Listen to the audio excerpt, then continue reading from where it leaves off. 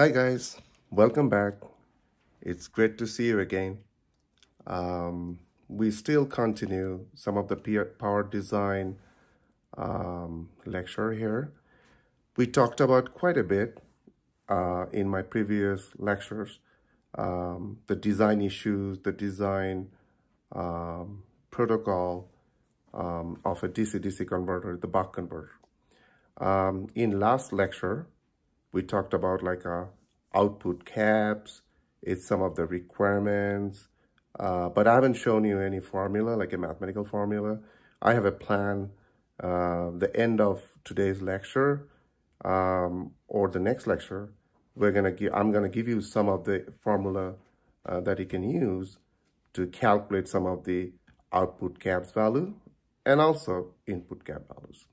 But the main focus of today's lecture is how and why we need combination of input caps, like a very similar sort of thing that we've been using for output purposes, like the bulk caps and the ceramic caps. But there's some subtle differences between output and input. And let's talk about it. Okay. The same, the diagram, I just kept it. Yeah, we talked about the output cap, and I've shown you the same diagram before. If you see the front part of the DC-DC converter, it's actually the combination of bulk cap and a ceramic cap. Okay. The main difference is it's not at the output side of your buck converter, right?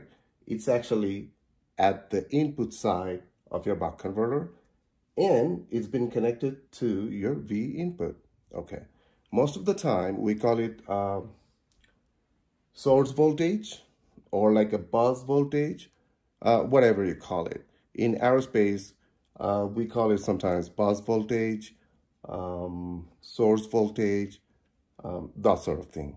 Sometimes the battery powered device, we call it like a VBAT. Okay. Selection of input cap. The same thing, we have a bulk cap, usually one bulk cap, and then we have couple of combination of ceramic caps. Okay. The main difference is, let me talk about the similarity. The similarity is, again, it will help to sustain transient.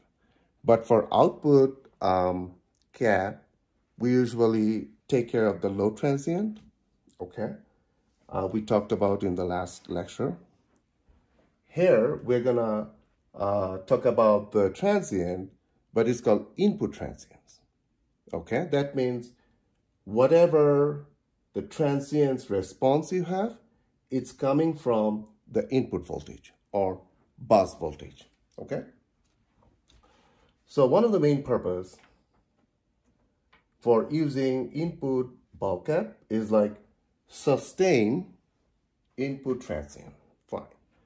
We can split the whole thing into two subgroups. One is overshoot and undershoot of transient response requirement. Another part is allowable ripple current. Okay, why not take a look at this picture? So it's a transient, right? It's nice. You see like a step kind of thing, like a step voltage, step current, and you have, when you give it a step current, you have some sort of response, like a little voltage drop in your voltage response. But if you see carefully, that is a little different than the previous one. Like what I'm talking about, like an output low transients, if you remember. Here you have a kind of oscillation. We call it sometimes ringing. It could be inductive ringing if it is at the output side, but since it's the input, it's actually the ringing because of the source impedance and the bulb cap, all these things. Now, when you have the top part, it's called overshoot. When you go down, that's an undershoot. This range has to be inside your limit. Now, you can ask like, okay, where is the limit? Where can you find it?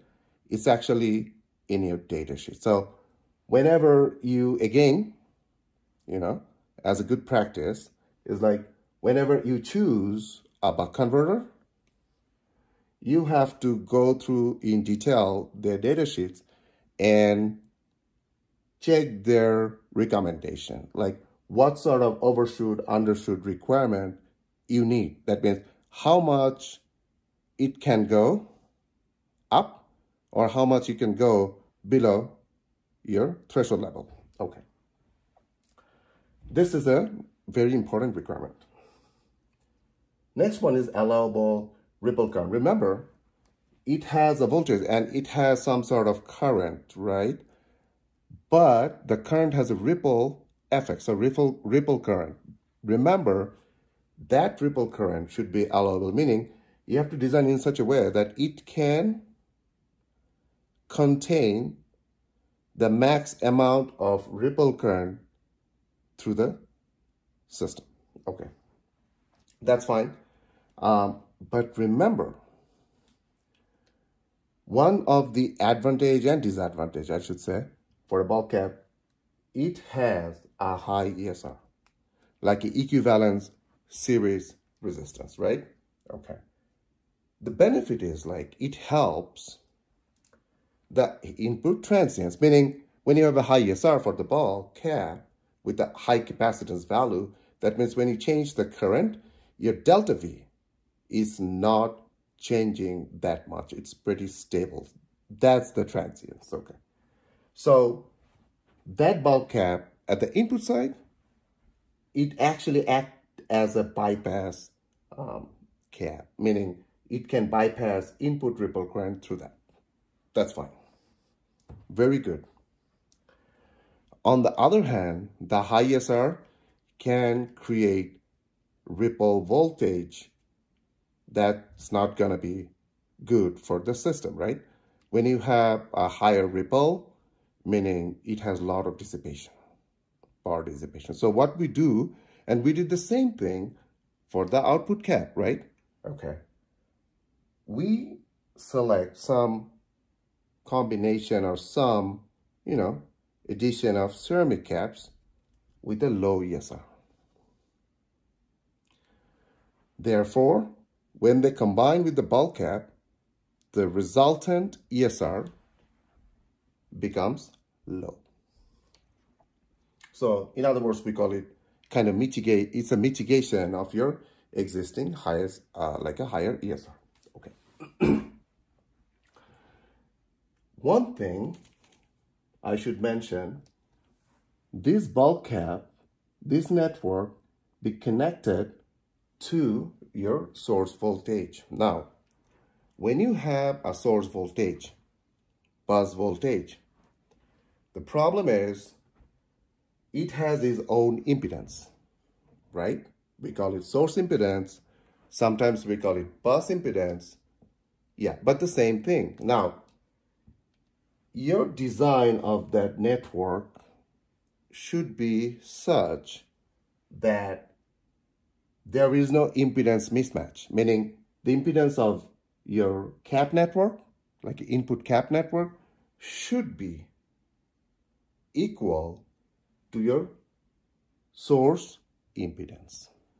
Okay, so there is no mismatch. Okay, now you can ask me like, okay, what happened like if you have a impedance mismatch?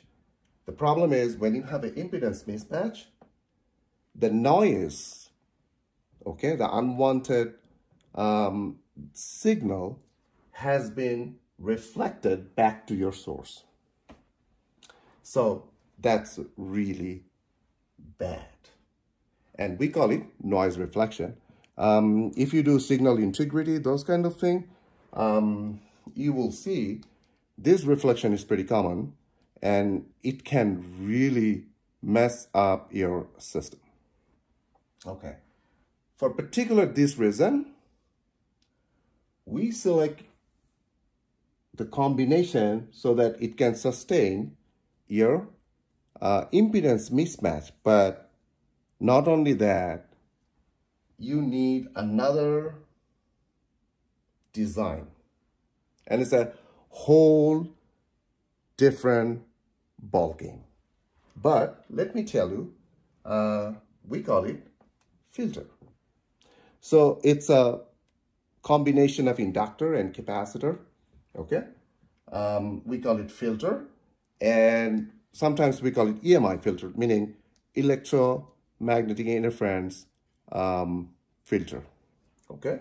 With cap. So usually we use an additive part like an external hardware circuitry here, which we call it EMI filter, with this cap, and it would be perfect noise rejection system. That means it can filter out your all kind of noises coming from the source. It can also prevent any sort of noise reflection. Okay, so we are going to talk about, I have probably the next lecture, we're going to talk about some of the filter. I have a plan for that. Okay, so today's take-in is how we can design the input caps. We need a bulk cap, we need a ceramic cap, and a combination in such a way that you can perfectly match up your source impedance and also the noise reduction. Okay? Thank you, guys. Stay tuned.